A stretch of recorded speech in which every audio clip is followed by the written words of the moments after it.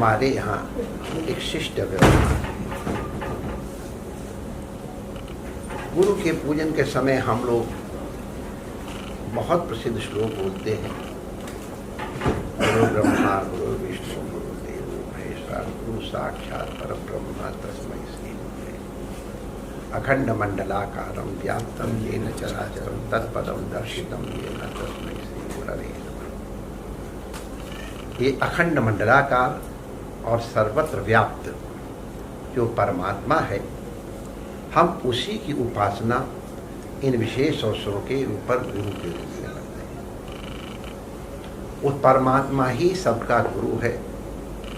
तो पूर्वे शामति गुरु कालेन अनवच्छेदात्, मुझे महाराज इसमें प्रमाण है। तो परमात्मा ही गुरु है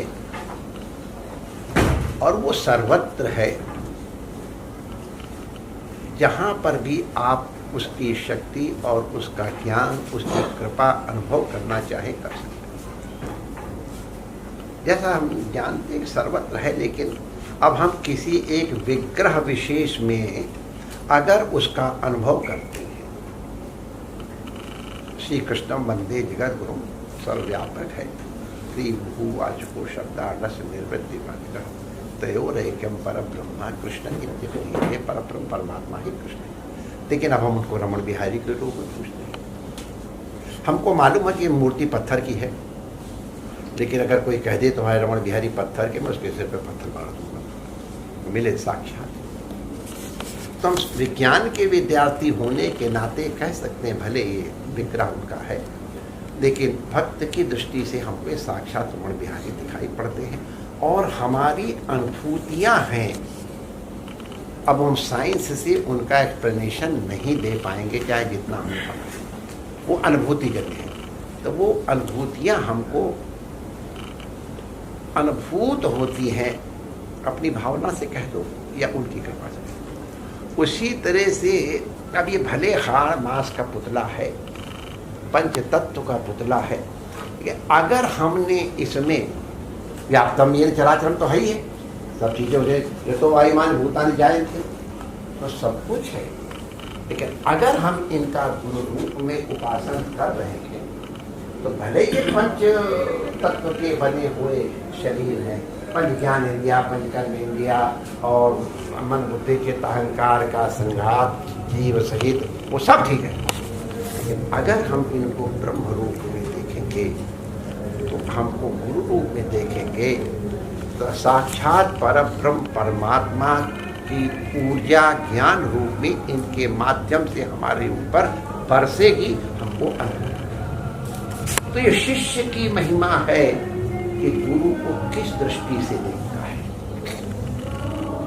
कोई किसी और तरह से देखेगा, कोई किसी और तरह देखेगा। अनुभूति सदैव अंग्रेजी में कहते सब्जेक्टिव होती है, आत्मसंवेद होती है। जितनी उच्च दृष्टि से आप इस विग्रह को देखेंगे, उसको देख लो, इसको देखो, एक ही बात है, कोई अलग अलग चीज़ नहीं है। वो गुरु शिष्य में कोई भेद नहीं होता है। तो हम इसलिए यहाँ उदाहरण दे रहे हैं सुविधा के लिए, और कोई बात नहीं। यहाँ भी कह सकते थे, यहाँ सुविधा है, थोड़ा इसलिए कह रहा हूँ। तो हमारा कितनी श्रद्धा है, गुरु तुम्हारा कितना महान है महत्वपूर्ण नहीं है, तुम्हारी श्रद्धा कितनी महान है वो आवश्यक है। हम लोगों ने देखा है कि द्रोणाचार्य जी पूरा परिश्रम करके भी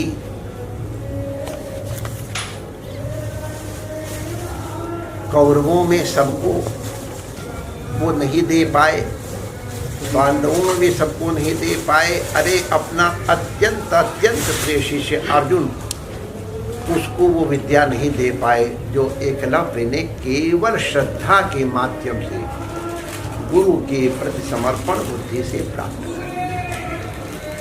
तो इसलिए अगर कभी मित्र गुरु में कभी शरीर बुद्धि करनी ही नहीं चाहिए, लेकिन अगर कभी, तो हमारे शास्त्रों में लिखा हुआ है कि बेटा हम शरीर हैं, हम में कुछ दोष भी हो सकते हैं, आप हमारे दोषों को मत देखना, क्योंकि जो गुरु का दोष अवलोकन करेगा, दोषों को अवलोकन, उसका अंतःकरण दोषमय हो जाएगा।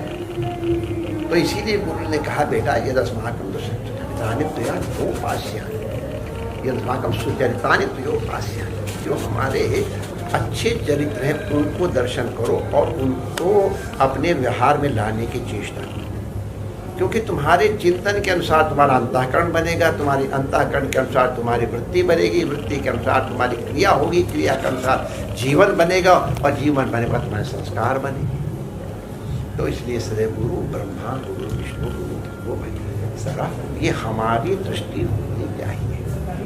हम अपने आप में सचेत हैं कि तुम भले हमको गुरु ब्रह्मा और गुरु विष्णु और जो मानते रहो, हम अपने को जानते हैं कि हम क्या हैं, लेकिन वो आपका विषय नहीं है, वो हमारा अपना विषय है। हम अपने को सावधान रखते हैं, ये हमारा भी कर्तव्य अवसर पे, और इसीलिए हम भी अपने गुरुजनों का स्मरण करते हैं। क्या आवश्यकता थी, हमारे जैसे कितने घंटों घंटों इंतजार करते हैं हमारे देखिए यहाँ थोड़े थोड़े इसलिए आए कि कहीं हम भ्रांत न हो जाएं, अपने को ब्रह्म मानने लग जाएं, अपने को ब्रह्मा विष्णु महेश। तुम्हारे लिए तो ब्रह्मा विष्णु महेश हैं, ये मैं प्रमाण देता हूँ। तुम्हारा कल्याण इस चिंतन से ही होगा, और हम अपने लिए सतर्क रहने के लिए कहीं न कहीं हमने कभी चर्चा चलाई थी, किसी एक के प्रति श्रद्धा अवश्य रखो जीवन में, तो कभी पतन होने का अवसर ही नहीं आएगा। और महाराज उसको अब अंगीकार किया तो हमारी महिमा नहीं है, उनके नहीं, वो तो तत्व तो वही अव्याप्तम ये न चराचरम। तो हम अगर आज इतनी यहाँ पूजा कर रहे हैं तो इस चमड़े की पूजा थोड़ा कर रहे हो तुम लोग, चमड़े का पूजा करोगे, छुआ भी नहीं जाता है, हाथ धोया जाता है उसको स्पर्श करके, लेकिन इसलिए कि हम व्याप्तम ये न चराचरम, जो परमात्मा है, जो निर्गुण निराकार है या सगुण साकार है, जो सर्वत्र व्याप्त है, उसका पूजन करते हैं अपने में शिष्यत्व के आधार।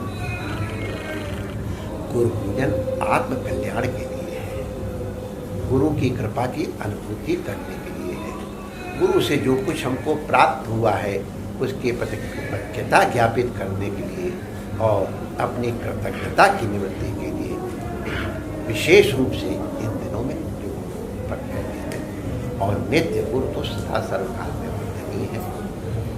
आज विशेष रूप से और वैसे सामान्य रूप से नित्य वंदन करेंगे।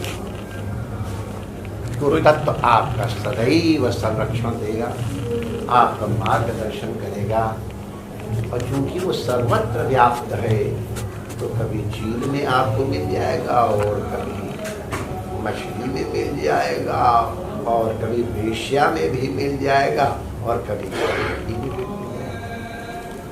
गुरु के दर्शन करने की चेष्टा शिष्य गुरु की कृपा परमात्मा सबका मंगल करे। गुरु पर्व की जितने भी हमारे परिवार के और भी सब 72 परिवार है, सबके प्रति बहुत बहुत शुभकामनाएं, मंगल कामनाएं। जय श्री